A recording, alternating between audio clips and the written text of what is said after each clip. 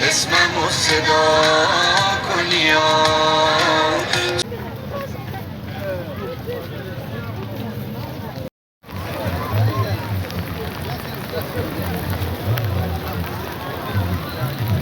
نظری اجتماعی صحبت کنم. این نمایش این عزیز دلمون رو که هممون شنیدیم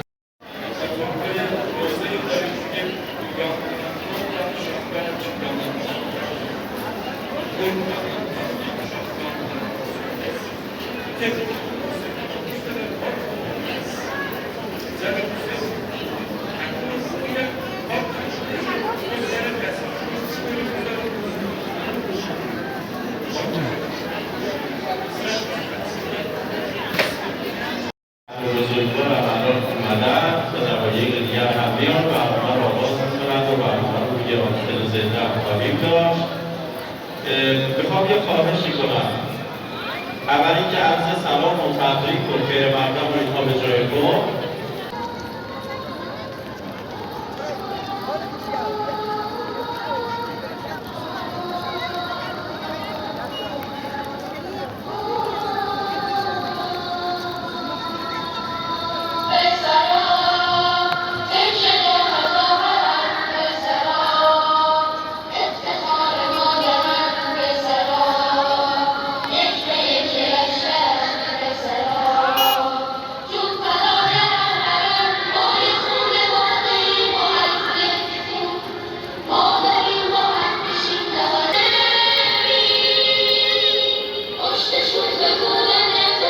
برای خودتون بزنید چون وقت هم نداریم. الان دخترها میگن چرا برای ما چیزی نخوندن. دخترها اگه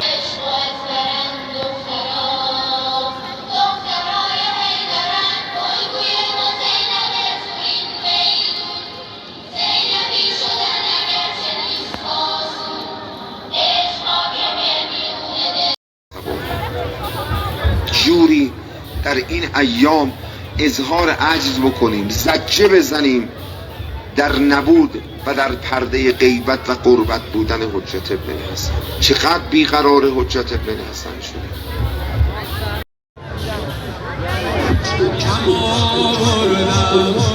دیگه